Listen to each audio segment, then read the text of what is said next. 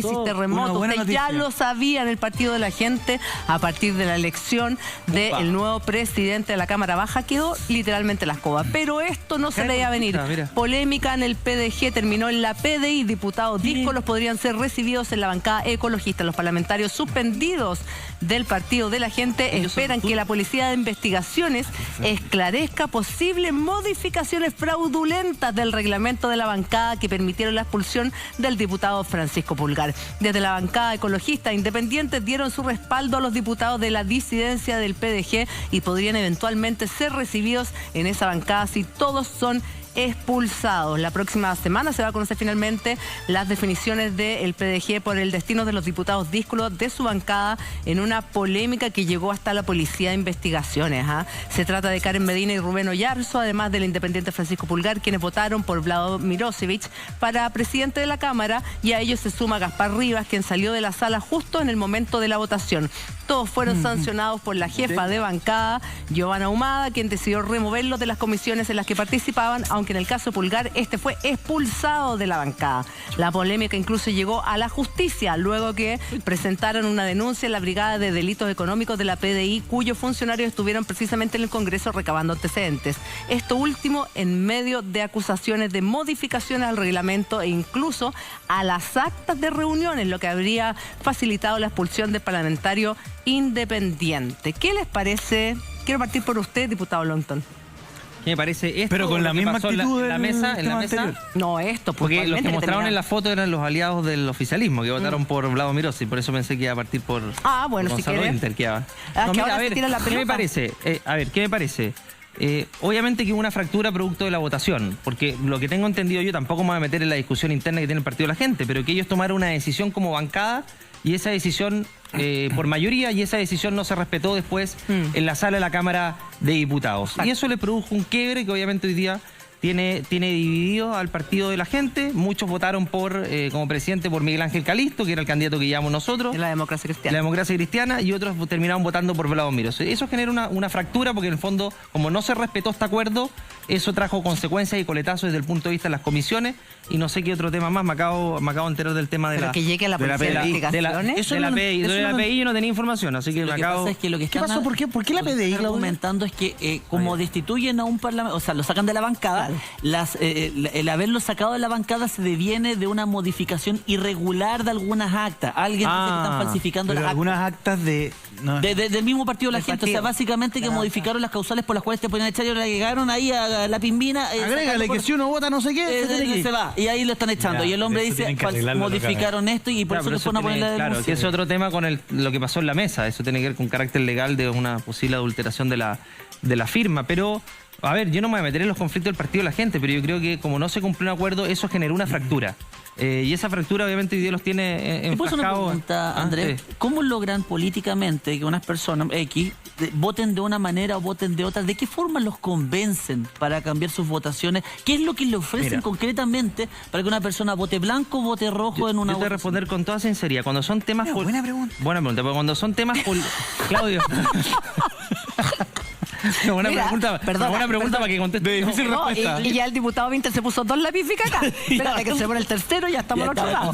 Al cuarto se va. Al cuarto se va. A ver, cuando hay un acuerdo político, Claudio, que tiene que ver con ocupar, en este caso, un puesto en la testera, esas son acuerdos institucionales de bancada que por mayoría o por 2/3 se resuelven, y eso tiene que ser acatado, obviamente, por toda la bancada, porque no tiene que ver con temas valóricos de un proyecto de ley, no tiene que ver con el contenido de un proyecto de ley en particular, tiene que ver con una decisión netamente política. Los jefes toman esta decisión y todos seguimos a los jefes. No, la bancada. No. Lo consultamos. No.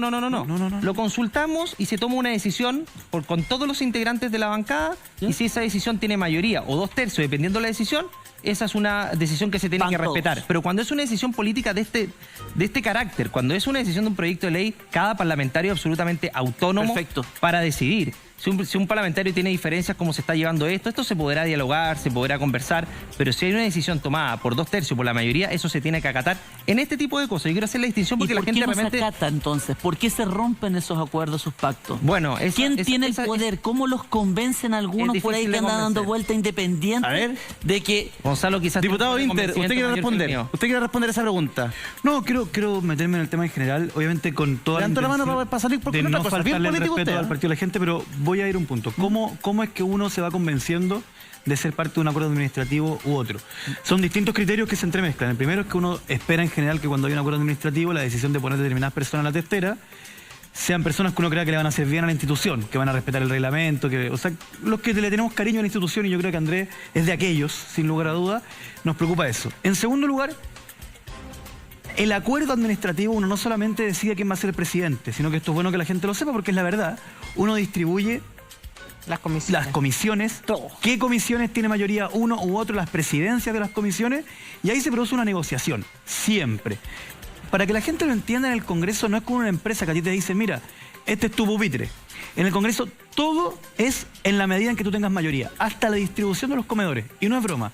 La distribución de los asientos, la posibilidad de hablar... Todo, compadre. Negocian todo. ¿Hasta dónde se sientan los parlamentarios? Porque un parlamentario te dice, oye, yo no me quiero sentar ahí, me quedo sentado.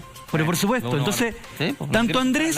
Ustedes hace 4 años partieron al fondo de la sala. Bueno, sí, Gonzalo es jefe de bancada también. Y Andrés también. Los dos tenemos un trabajo que no es tan sencillo, que es ser jefe de bancada.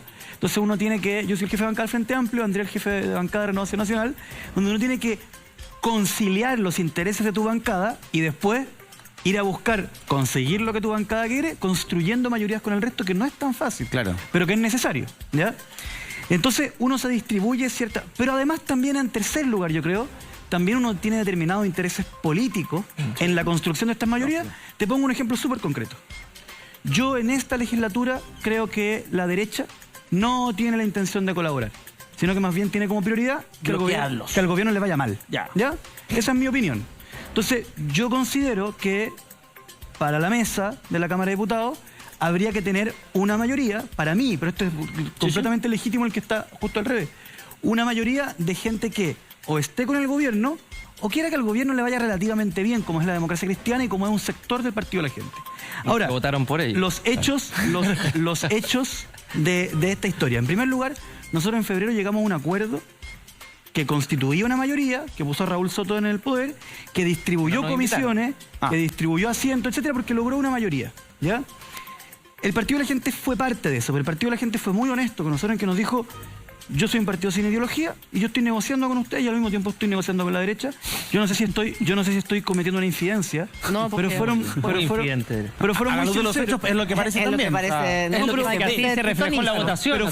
Pero fueron muy sinceros, nos dijeron: para nosotros esto es un pacto administrativo, es una repartición de cargo, por lo tanto vamos a negociar con las dos partes. ¿Ya? Vamos a ver, ya. ¿Y qué es lo llegamos que a un acuerdo? No, espera, eso. Aquí se pone entretenido. Completo. Sí. Llegamos a un acuerdo, negociamos, pero era una cosa impresionante, se demoró mucho tiempo y como avanzaba y avanzaban los días, terminábamos pidiendo comida para que no paráramos de negociar. No, no, en la sede de uno de los partidos. Pedíamos el almuerzo, el desayuno y la comida a la mesa para no pararnos, hasta que logramos, esto es como un cubo Rubik de 4000 variantes, que va y llegamos a un acuerdo, se escribió el acuerdo, se imprimió, se firmó por cada uno de los partidos, se convocó a la prensa. ¿Eso a comienzo de año o ahora? A comienzo de año, ¿ya? Y de acuerdo a ese acuerdo, al Partido de la Gente se le otorgaron cierta presencia en ciertas comisiones e inclusive se le otorgaba una presidencia de la Cámara en algunos meses más. De acuerdo a ese acuerdo, ahora le tocaba a Carol Cariola ser la presidenta de la Cámara de Diputados. Y un sector del Partido de la Gente dice: no voy a cumplir el acuerdo. Lo cual es siempre muy delicado, porque algunos dicen es como el divorcio. No, no es como el divorcio. Es más bien comer en un restaurante, comerte el plato y no pagar. ¿Ya? Y eso generó cierta molestia en algunos del Partido de la Gente porque no tenían cara para decir: pucha, perdón la expresión, yo sé que no es el horario, pero te cagué nomás. Claro. Me diste las comisiones y no te voy a cumplir el acuerdo. Y algunos dijeron: no, la DC dijo: no, tenemos un problema con el Partido Comunista. Bueno, se cambió. Y se pone a Vladimir Milosevic, Carlos Bianchi y Catalina Pérez, ¿ya? ¿Qué es lo que yo, ahora voy a repetir lo que he leído en la prensa, qué es lo que yo he leído de algunos del Partido de la Gente?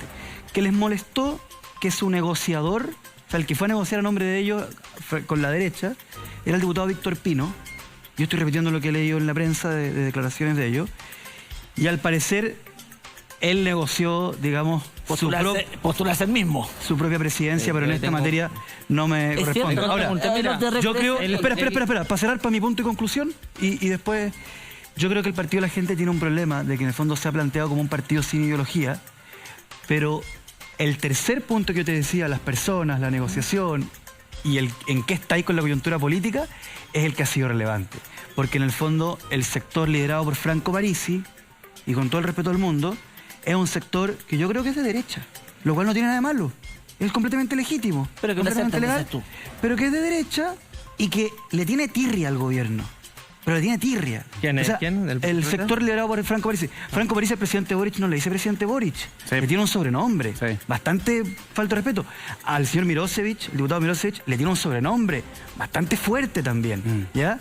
¿Y qué pasa? Que yo creo que hay un sector de su partido que no comparte esa línea. Y que ahí tienen un conflicto que en el fondo trataron de plantear como un partido que estaba exento de las lógicas gobierno-oposición, exento de las lógicas izquierda-derecha, y que en realidad no fue así, porque la lógica izquierda-derecha es lo que de verdad está pasando en la política chilena. A ver, diputado. Yo voy a hacer algunos matices con Gonzalo. Pero en general estoy de acuerdo, ¿no? Sí, se comparto algunas cosas, pero esto se podría haber arreglado con algo parecido a lo que hizo el Senado a comienzo de año. ¿Qué hizo el Senado? Dijo, vamos a compartir de izquierda a derecha comisiones y presidencias del Senado. La presidencia de la mesa del Senado.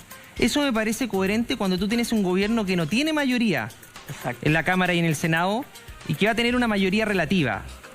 Y no lo obligas a hacer alianzas con partidos de centro que eventualmente no van a representar tus lineamientos políticos o pueden enfrascarte en una disputa muy grande precisamente por temas políticos. Porque yo creo que el alineamiento político es importante también desde el punto de vista administrativo. No es vinculante, pero es importante, porque si no se pueden generar conflictos que son muy difíciles de resolver y trascienden a lo administrativo. Que yo creo que parte de lo que pasó en el acuerdo que hizo el oficialismo con el Partido de la Gente. Entonces llegamos a esta situación donde, como nadie tiene mayoría, tenemos que ir a buscar fuerzas de centro. Y aquí lo que pasó con el Partido de la Gente era precisamente que quedó dividido ante una votación donde uno de sus candidatos, que está bien, él era el que negociaba, lo eligieron para ser presidente.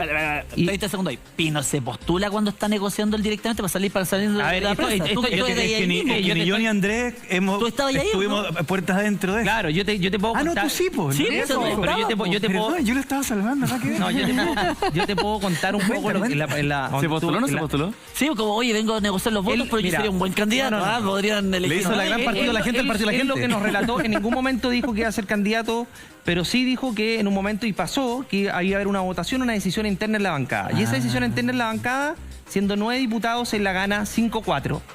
Por lo tanto, los demás tenían que respetar la decisión que había sido optada por mayoría. Pero al parecer los otros 4 igualmente no querían votar por él. Yo le estoy relatando un poco lo que pasó en la interna. Tampoco quiero hacerme cargo de lo que está pasando en el Partido de la Gente. Pero yo digo que si se hubiera solucionado de esa manera, hoy día, por ejemplo, no estaríamos enfrentados a esto de que hay comisiones que nosotros tenemos mayoría, otras que tienen ellos. Si hubiéramos llegado a un acuerdo transversal, que no hubo disposición, y ahí yo hago el contrapunto con Gonzalo, que dice que siente que la derecha quiere que le vaya mal al gobierno. Sí, no, lo creo. Porque nosotros tenemos que construir una mayoría también en la Cámara de Diputados, también para darle prioridad a aquellos proyectos legislativos que nosotros creemos que conectan con las necesidades ciudadanas y la urgencia social. Entonces, cuando tú tienes una mayoría determinada en el Congreso, en este caso por el oficialismo, liderado por el gobierno, obviamente que la agenda siempre va a ser de gobierno. Entonces, cuando tú me decías, Julia, oye, pero hay urgencias de hace 1000 días, por lo tanto, el presidente Piñera, sí, pues, Julia, pero resulta que quien pone los proyectos en la tabla y quien respeta la urgencia depende del presidente de la comisión. De la comisión. Pues, entonces, cuando tú tienes equilibrio de fuerzas, Julia, te permite que el gobierno obligarlo a decir, bueno, aquí hay que hacer un trabajo prelegislativo con la oposición. Andrés, necesitamos llegar ¿quién fue el presidente de la Cámara de Diputados los 2 últimos años del gobierno de Piñera? Fue... no me acuerdo ya. ¿No te acuerdas? Diego Paulsen, militante de RN. Ah, sí, pues Diego Paulsen. Y lo hizo bien. Uy.